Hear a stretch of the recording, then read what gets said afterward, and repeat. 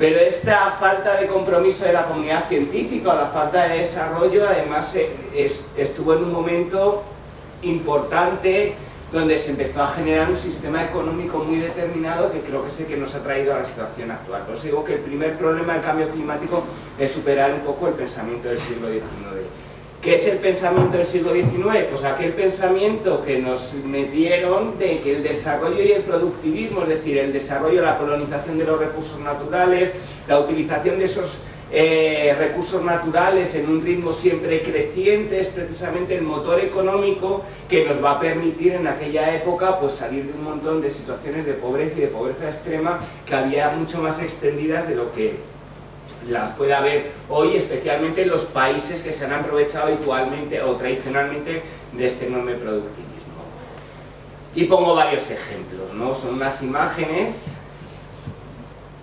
Esto es el desarrollo del modelo fordiano, de la producción en cadena, del concepto de Ford. El objetivo que tiene Ford es no solamente generar coches, sino que cada uno de mis empleados pueda tener un coche a su disposición y pueda usar un coche a su disposición. Y acabo con una frase que me gusta mucho, que está real, que es del año 1955, que decía algo así. Este es de Victor Lebow, que es un asistente económico del gobierno de Eisenhower, que decía: nuestra economía enormemente productiva pide que hagamos del consumo nuestra forma de vida, que convirtamos la compra y uso de bienes en un ritual, que busquemos nuestra satisfacción espiritual, nuestra satisfacción del ego en consumo. Necesitamos cosas consumidas, quemadas, reemplazadas y descartadas a paso acelerado. Esto lo dice Victor Lebow en el año 1955 y es por una razón. Y la razón es que en aquella época toda la economía que se había levantado por la reconstrucción mayoritariamente de Europa y de los países afectados por la Segunda Guerra Mundial empezaba a caer. Esa reconstrucción había terminado en muchísimos lugares y las empresas pues no andaban muy allá. Y empiezan a inventar y a plantearse y cuestionarse preguntas tan, bueno, la jugáis vosotros, como que cuánto tiene que durar algo que tú compras para que el cliente esté contento con el producto, pero no dure tanto tiempo como que no permita que esa empresa siga vendiendo y vendiendo y vendiendo y vendiendo. Inventan dos conceptos que son la obsolescencia percibida y la obsolescencia planificada, que para hoy son muy conocidos por todos. La obsolescencia percibida son las modas, y la obsolescencia programada, no planificada, programada, es, pues por ejemplo, que cuando se me rompe un ordenador, ya me tengo que comprar un nuevo ordenador, que a lo mejor no tiene mucha diferencia con el otro, pero resulta que lo que a mí se me ha estropeado ya no lo puedo cambiar, y me sale más barato comprarme un dispositivo nuevo a reparar ese dispositivo. Algo más complejo, pero bueno, básicamente... Hasta que en los años 60, en esta pequeña isla, que es una isla del Pacífico que se llama Mauna Loa, pues se empieza a describir y empieza, no a describirse, se empieza a extender toda esta preocupación que nos ha contado muy bien Modesto de que es el cambio climático. Y esto se empieza a complicar. En los años 80 aparece un informe que sobre aparecen varios informes, el informe del Club de Roma, el informe de Brundtland que define por primera vez lo que se denomina el desarrollo sostenible, y empiezan a salir distintos centros de investigación. Y esta gráfica, a mí me gusta mucho, es una gráfica que hace el Instituto de Estocolmo que se llama los límites planetarios. Esta gráfica lo que viene a representar son determinados recursos que hay en el planeta, y los colores representan el grado de explotación a los que nos estamos sometiendo. Evidentemente, todos aquellos recursos que estén en el lado verde se supone que son más o menos sostenibles o más o menos viables a un futuro más o menos largo, mientras que si ya van cogiendo amarillos y especialmente los rojos, pues bueno, las cosas ya no van a funcionar. Esta es la curva que ya lo ha puesto Modesto, así que ya salto esta misma gráfica.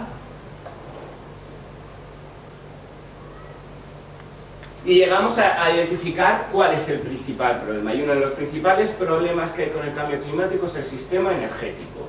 Esta gráfica, que también se acopla bastante a las emisiones de gases de efecto invernadero, es la gráfica del consumo de distintas materias energéticas a lo largo de los últimos 200 años más o menos, ¿no? Y aquí se ve claramente una cosa que sucedió, una discusión que tuvieron el señor James Watt, que fue el que inventó el motor, el tren, el motor a vapor, y otro señor que se llamaba Jevons. Watt y Jevons discutían. ¿Y sobre qué discutían? Pues el señor Watt decía, bueno, voy a inventar un motor muchísimo más potente y muchísimo más eficiente, es decir, que va a consumir menos recursos, y ese motor pues lo que va a conseguir es que el carbón, la cantidad de carbón que tengo que usar para mover una locomotora sea mucho menor, y eso va a permitir, bueno, pues que podamos gastar menos carbón a lo largo del tiempo. Y el señor Jevons le dijo, no, si tú observas lo que está pasando con la industria del ferrocarril, te darás cuenta que cualquier ahorro que hace una empresa o una corporación no sirve para disminuir el uso del carbón, para lo que sirve es para incrementar nuevos usos, para volver si antes solamente podía tener un tren, ahora puedo tener 2 trenes, 3 trenes, 4 trenes, 5 trenes, 6 trenes, y eso es lo que llamamos la paradoja de Jevons, que más o menos lo que viene a explicar es que cuando conseguimos ser más eficientes, ahorrar recursos en algo, ese ahorro que producimos lo usamos para hacer otro servicio, para producir otro bien, y eso siempre va en una cantidad creciente, creciente y creciente. Y eso es lo que demuestra.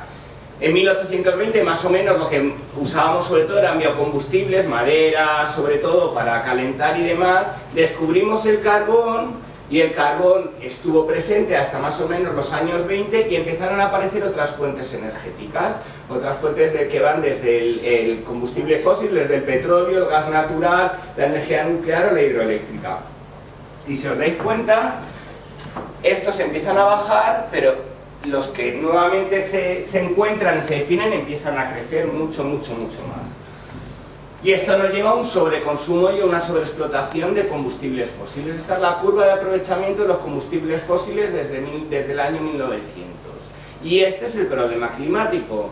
La mayor parte de las emisiones son debidas precisamente al uso de estos combustibles fósiles para producciones industriales. Casi todos son debidos a este consumo de combustibles fósiles, salvo unos específicos y particulares que son los asociados a la ganadería, a la agricultura y a las deforestaciones, los cambios de uso del suelo, etcétera, etcétera, que eso también genera cambio climático, ¿no? Un ejemplo muy claro es el aceite de palma. El aceite de palma ahora mismo se está generando en Indonesia y en países tropicales, y una de las mayores emisiones que se producen en ese aceite de palma son consecuencia de que esos suelos son suelos de turberas, esos ecosistemas se rompen, se fracciona el suelo, se drenan las turberas, se queman los bosques. E Indonesia, por ejemplo, llegó a ser tercer emisor mundial de gases de efecto invernadero solamente por toda la deforestación que se estaba generando asociada al uso del aceite de palma. Y esta es la situación española. Estas son las emisiones de España cuando estábamos en el protocolo de Kioto. Y aquí esto es el gran ejemplo de por qué el sistema energético y el sistema económico están acoplados, es decir, son lo mismo, y por qué esos dos sistemas, sobre todo el energético y el económico, están generando el cambio climático. Este es el gráfico de emisiones de España desde 1990 hasta el año 2015. Si os dais cuenta, ya hay una enorme bajada que se produce sobre el año 2007, más o menos, entre 2007 y 2008. Me gustaría decir, esto fue que la sociedad española, comprometida y motivada porque necesitaba un cambio de modelo, se puso a reducir sus emisiones. Me gustaría decirlo. Ahora, todos tenemos la suficiente memoria como para saber que eso es la crisis económica. Entonces vemos claramente cómo nuestras emisiones están asociadas a nuestro sistema económico, están asociadas de una forma bastante clara y evidente. Y eso también está asociado a otros caracteres, a otros parámetros de carácter macroeconómico, como es el PIB, que es el indicador económico con el que medimos el crecimiento, entre comillas, de la economía española. Y pongo entre comillas porque ya sabéis que este concepto del crecimiento es algo que nos tenemos que empezar a cuestionar muy mucho si queremos frenar el cambio climático. Pero además no solamente es origen de un sistema económico, sino que también es la causa de una eterna desigualdad. Y este gráfico me encanta. Este gráfico es el acceso de la energía, donde viven las personas sin acceso a la energía, ¿no? Entonces vemos claramente cómo existe una serie de países que están situados geográficamente en el norte global, y por eso lo llamamos países del norte, que Históricamente son países enriquecidos porque han cogido recursos de otros para aprovecharlos en los países, y por el sur tenemos pues el resto de países.